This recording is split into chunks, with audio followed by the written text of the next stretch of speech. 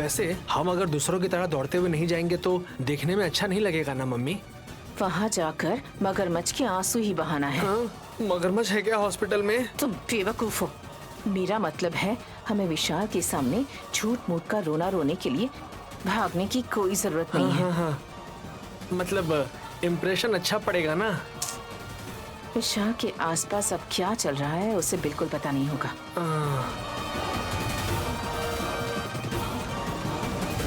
Bro, bro. जीजा जी,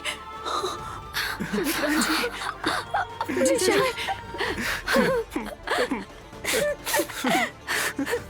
विशाल, चुप हो जाओ विक्रांत। भाभी चुप हो जाइए, नैनी को कुछ नहीं होगा।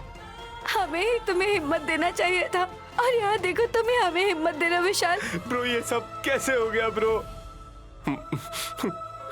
सब मेरी वजह से हुआ है।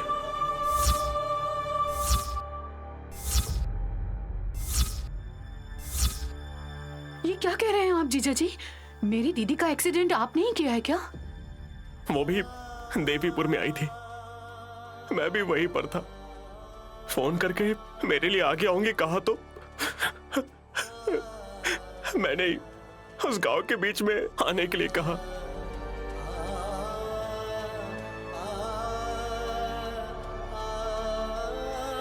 वहां आने की वजह से ही दूसरी गाड़ी तेजी से आकर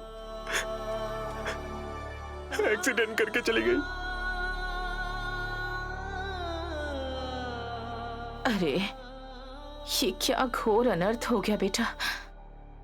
अगर तुम वो बात नहीं बताते तो नैनी शायद सेफ रह सकती थी। बिल्कुल वो सेफ रह सकती थी।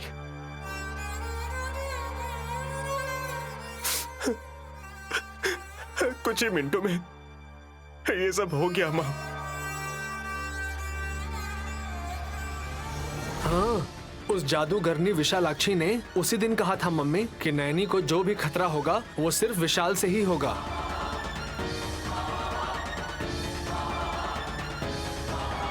उसने ऐसा कब कहा? आपने उस दिन जो किताब खोली थी उसमें जीजा जी का ही नाम आया था ना दीदी? हाँ, तो फिर ब्रो को भी कैसे पता होगा कि ऐसा कुछ हो जाएगा? नैनी को इस हालत में देखकर मेरे तो आंसू ही नहीं रुक रहे। और ऐसे में तुम्हें कितना दुख हो रहा होगा मैं समझ सकती हूँ बेटा। हाँ, ऐसा नहीं होना चाहिए था बेचारी नैनी के साथ। अरे एक बार उसने मुझसे कहा था कि उसे सांप काट सकता है और एक बार उसने कहा था कि उस पर जहर का प्रयोग हो सकता है मम्मी। लेकिन ये दोनों तो हुआ नहीं, सड़क दुर्घटना हो गई बेचारी।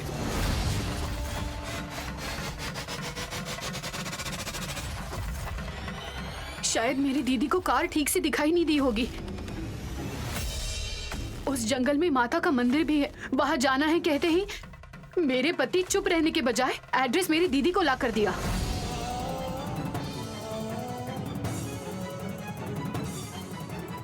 बेचारे विक्रांत पर इल्जाम क्यों लगा रही हो छोटी? मैंने ऐसा कहा इसीलिए मुझे गलत मत समझिए आप। उस जंगल की देवी माता मेरी दीदी के सपने में दिखाई देने के बाद भी वो कहां पर है कहकर मेरी दीदी को बिल्कुल भी पता नहीं था। मेरे पति ने ही उन्हें एड्रेस लेकर देने के बाद ये सब अनर्थ हुआ है। ऐसा मत कहो सुमन। कोई बात नहीं ब्रो, सुमन बिल्कुल ठीक कह रही है। भाभी की हालत के पीछे कहीं ना कहीं मैं भी जिम्मेदार हूँ ब्रो। मैं पापी हूँ ब्रो। विक्रांत, अगर उनको कुछ हो गया ना, मैं खुद को माफ नहीं कर पाऊंगा। मेरी उम्र भी भाभी को लग जाए, बस इतना ही चाहता हूँ।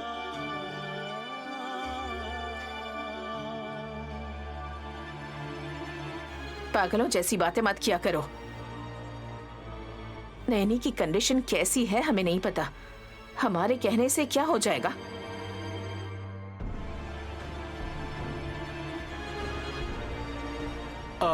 वैसे डॉक्टर ने क्या कहा है? अभी भी वो आईसीयू से बाहर नहीं आए, अभी ट्रीटमेंट चल रही है उसकी।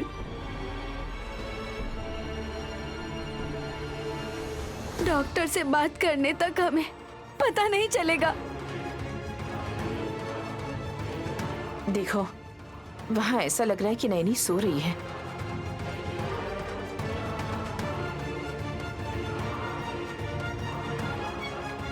ऐसा लग ही नहीं रहा कि उसका एक्सीडेंट हुआ है। सर पर चोट लगने से बहुत खून बह गया है माँ। मैं भी तो वही कह रही हूँ बेटा। ऐसा लग रहा है जैसे कुछ नहीं हुआ है, लेकिन दुर्घटना हो चुकी है। ये सच में दुर्भाग्य है बेटा।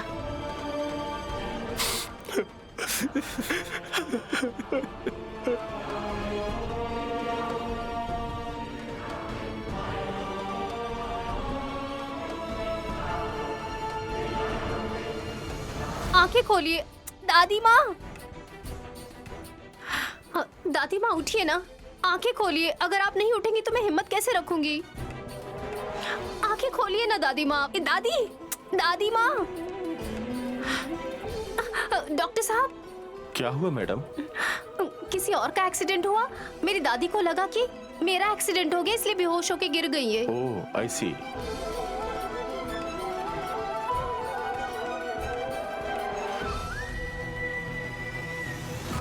सुनो, पेशेंट को वार्ड में लेके जाओ। रुकिए madam, you wait here. Doctor साहब,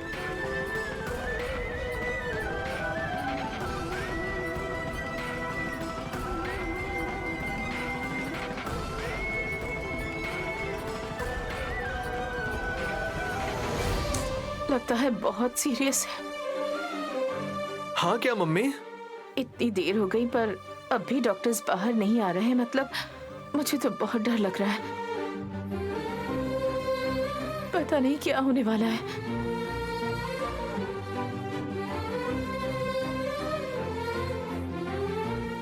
बहन को कुछ नहीं होगा। आप नेगेटिव बातें मत कीजिए। मेरी दीदी की कंडीशन कैसी है ये किसी को नहीं पता है दीदी। जीजा जी, एक्सीडेंट होने के बाद आपने दीदी से बात की थी? नहीं, उससे पहले ही वो बेहोश हो गई। रिसेप्शन में जाकर पेशेंट का नाम बताकर 10,000 रुपए भर कर आइए। ठीक है।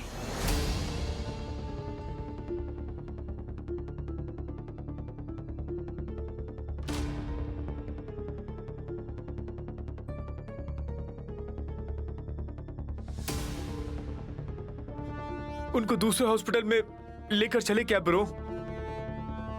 पहले यहाँ के डॉक्टर्स क्या कहते हैं देखते हैं विक्रांत। वो हमारे फैमिली डॉक्टर है, इसीलिए अच्छी ट्रीटमेंट दे देंगे उसे। अच्छी ट्रीटमेंट तो दे देंगे, हाँ, लेकिन अच्छी किस्मत भी होनी चाहिए ना।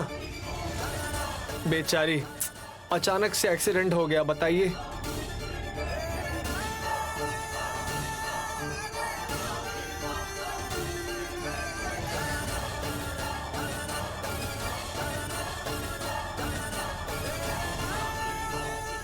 सुनिए, बिल कहाँ पर जमा करना है? उस तरफ जाइए, वहाँ पर ही काउंटर है।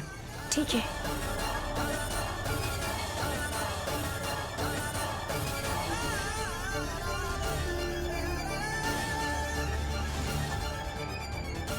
अब सिर्फ और सिर्फ विशालाक्षी माँ पर ही भरोसा कर सकते हैं बेटा।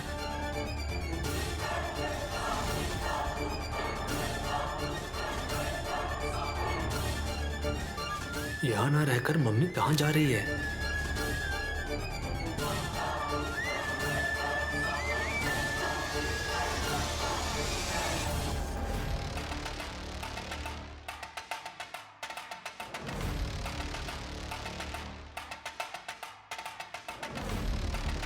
मम्मी, अगर तुम इस वक्त बाहर निकलोगी तो वो लोग क्या समझेंगे?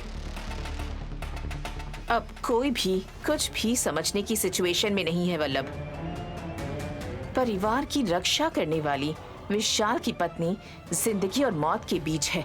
ये सुनते ही सबके दिल दुख से भर गए हैं। मतलब हम पर डाउट नहीं आएगा, ये कह रही हो? क्यों आएगा? मतलब हमने ही कार का ब्रेक फेल किया था ना, ये उन्हें पता नहीं चलेगा? एक थप्पड़ लगाऊंगी मैं तुम्हें वल्लभ। मैंने क्या कहा मम्मी? एक्सीडेंट होने की वजह नैनी की कार का ब्रेक फेल होना नहीं है। दूसरी गाड़ी ठोक कर चली गई कहकर विशाल ने कहा ना। हाँ हाँ हाँ ठीक है। जब केस दूसरी तरफ जा रहा है तो उसे हमारी तरफ घुमाकर जेल जाना है तुम्हें। मैं समझ गया मम्मी, उसके बारे में बात किए बगैर मुझे अपना मुंह बंद रखना है। हाँ हाँ, लेकिन उस कार का ब्रेक फेल कब होगा? हम जिंदगी में कुछ और चाहते हैं और होता कुछ और है।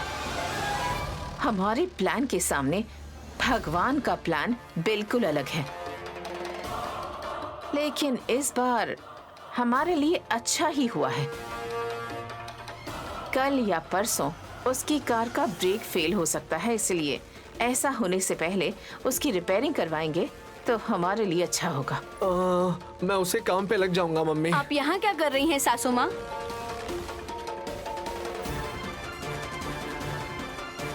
विशाल के दुख को देखकर मेरे तो आंसू ही नहीं रुक रहे हैं हसीनी। माँ होते हुए भी मैं ऐसे आंसू बहाऊंगी तो सबकी हिम्मत कमजोर हो जाएगी। ये सोचकर मैं बाहर आ गई और यहाँ रो रही हूँ। आप यहाँ आंसू बहा रही हैं तो आपका बेटा आंसू पोंछ रहा है क्या? तुम मजाक तो नहीं कर रही हो, लेकिन ऐसा लग रहा है कि तुम हमें ताना मार रही हो। आपके बाहर आने से बहुत अच्छा हुआ है। वो क्यों? आपको सच बताने के लिए मजबूर कर सकती हूँ। मतलब? बहन का एक्सीडेंट करवाने में आपका ही हाथ था ना? शराफत से बताएंगे क्या, या विशाल को बुलाकर उसके सामने ही पूछूं? अरे ब्रेक फेल तो नहीं हुआ ना, तो हम पर इल्जाम क्यों लगा रही हो? इडियट, कब क्या बात करनी है पता ही नहीं है इसे। कार का ब्रेक फेल क्यों हो जाएगा? मैं पूछ रही हूँ इसमें आप दोनों का क्या रोल है? मतलब मैं ये कह रहा हूँ कि तुम चुप हो जाओ पागल कहीं के। तुम्हारा दिमाग खराब हो गया है इसलिए ऐसी बातें कर रहे हो। देखो हासिनी, नैनी पर हमें गुस्सा और जलन हो सकता है, लेकिन इतनी दुश्मनी नहीं है कि उसकी जान ले लेंगे। अगर तुम्हें हम पर शक है तो सवाल मत करो, सीधे जाकर पुलिस में कंप्लेन कर दो। ये क्या मम्मी, तुम ऐसा क्यों कह रही हो? मैं इतने कॉन्फिडेंटली कह रही हूँ, मतलब हासिनी की समझ में आ जाना चाहिए कि इसमें हमारा कोई हाथ नहीं है। आप दोनों मुझे इस तरह की बातें करके बेवकूफ मत बनाइए। आज नहीं तो कल सच क्या है सबको पता चल जाएगा। अगर उस दिन मुझे आप दोषी है ये पता चलेगा तो आपकी जान लेने के लिए मैं ही आपके सामने आ जाऊंगी। हम पकड़े जाएंगे क्या मम्मी? रास्कल, हम कुछ गलत करेंगे तब पकड़े जाएंगे ना, समझता नहीं है तुम्हें? अचानक से हुई इस दुर्घटना के लिए तुम्हारी पत्नी हम लोगों पर शक कर रही है और तुम हो कि इस तरह की फालतू बातें करके हमें और फंसाना चाहते हो। अरे ऐसा नहीं है मम्मी। चले जाओ यहाँ से। आपकी मम्मी को बहन के एक्सीडेंट से कोई लेना देना नहीं है, इन्हें तो सिर्फ नफरत करना आता है और कुछ नहीं। चलिए।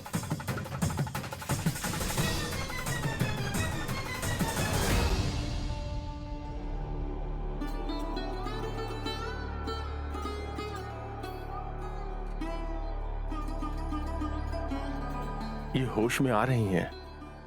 हाँ।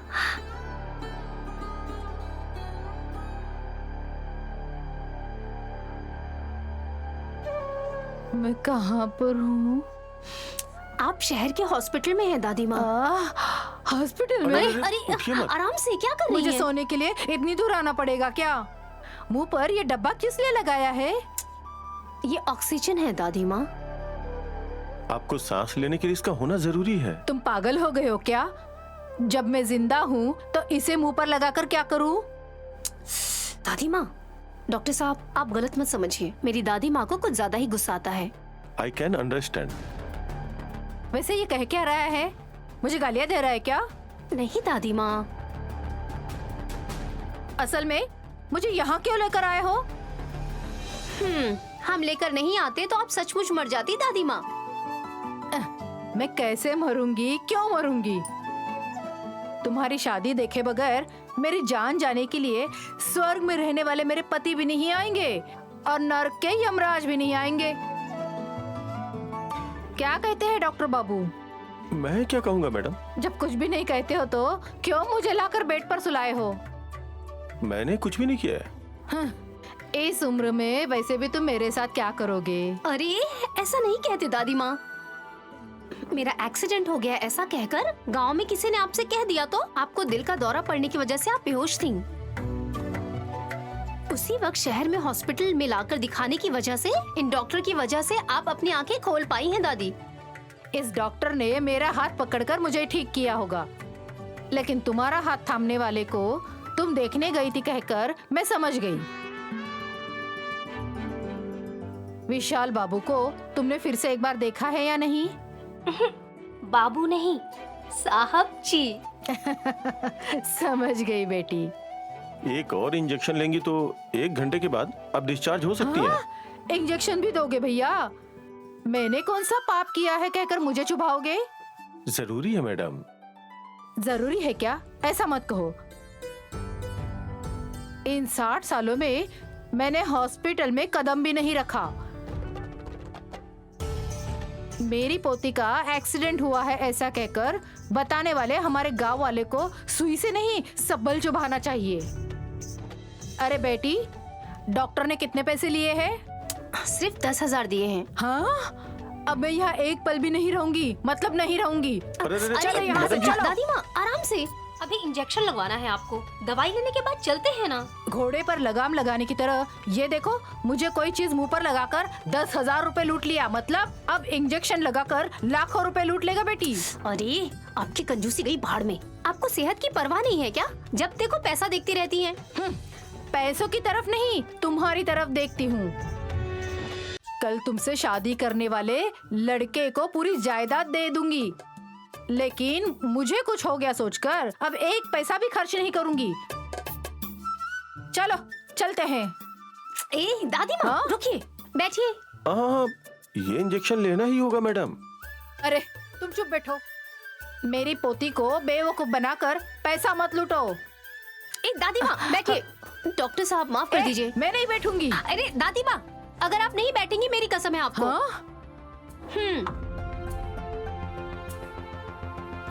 सिस्टर बोलिए। वो पेशेंट नैनी, उनकी तबीयत कैसी है? आप कौन है? आप उनकी क्या लगती हैं? वो मेरी बहन है, मैं उनकी सगी बहन हूँ। वैसे तो वो करोड़पति है, मैं बहुत गरीब हूँ। ये सब आप मुझे क्यों बता रही हैं मैडम? वो सब छोड़िए, आप बताइए ना, मेरी दीदी के बचने की क्या गारंटी है? सॉरी मैडम, मैं कुछ भी नहीं बता सकती। जब बता नहीं सकती है तो हॉस्पिटल में क्यों काम कर रही है? आप कब आए यहाँ? हम लोग यहाँ गांव में या ऑफिस में नहीं आए हैं, ये हॉस्पिटल है। नर्स और कंपाउंडर को तुम इस तरीके से परेशान करना बंद कर दो सुमन, उनको काम करने दो। मतलब वो तो पूछना जरूरी है ना। मेरी दीदी पता नहीं कब ठीक होगी, मैं उनकी सगी बहन हूँ, मेरे लिए जानना तो जरूरी है ना। डॉक्टर से पूछोगे तो बताएंगे ना, बेवकूफ। ये नर्स क्या बताएगी? पेशेंट के पास तो ज्यादा टाइम वही रहती है, इसीलिए। तुम पागल हो क्या? अभी भाभी को तुम्हारी सख्त जरूरत है सुमन, वो तुम्हारी सगी बहन है सुमन। तुम पहले जाकर उनको देखो, शायद तुम्हारी आवाज सुनकर उनको होश आ जाए सुमन। जाओ एक बार बात करो सुमन। मेरी दीदी अगर मेरी बात मानती ना तो बहुत अच्छा होता। ऐसी फालतू बकवास मत करो सुमन। तुम दो बहनों के बीच जो प्यार होता है, मैं उसकी बात कर रहा था। मैं चाहे कितना भी प्यार दिखाऊं, क्या फायदा होने वाला है? मुझे देखते ही वो भड़क जाया करती थी। आज वो हॉस्पिटल के बेड पर है तो तुम बेहोश क्यों पड़ी हो दीदी कहकर मैं उसके करीब जाऊंगी तो आंखें खोलकर मुझे गले लगाएगी क्या वो? छे, इंसान के नाम पर कलंक हो। अब मैंने क्या कहा है? आप क्यों इतना गुस्सा करते हैं? एक ही माँ के कोख से जन्म लिया है तुम दोनों ने। हे भगवान, मेरी दीदी को कुछ ना हो ऐसा कहकर हाथ जोड़ा है। अरे कम से कम दिल में प्रार्थना तो रखो। मेरी प्रार्थना करने से उनकी जान नहीं बचने वाली। अच्छे से अस्पताल में अच्छी ट्रीटमेंट दिलवानी होगी। यहाँ ट्रीटमेंट तो अच्छी है, लेकिन सुना है कि बहुत ज्यादा पैसे लेते हैं। बेवजह लाखों रुपए का नुकसान ना करते हुए आप भगवान पर भरोसा करके बैठे रहिए। तुम्हारी सलाह किसी को नहीं चाहिए। तो आप क्यों मुझे सलाह देते रहते हैं? ऐसी रहो वैसी रहो ऐसा बोलते हैं? मेरी बातों से आपका दिल जिस तरह जलता है उसी तरह मेरा दिल भी जलने के साथ साथ दर्द करने लगता है। अभी तक भाभी के पास नहीं गया मैं, और यहाँ खड़ा होकर तुम्हारी बकवास सुन रहा हूँ मैं सुमन। मैं ही पागल हूँ शायद।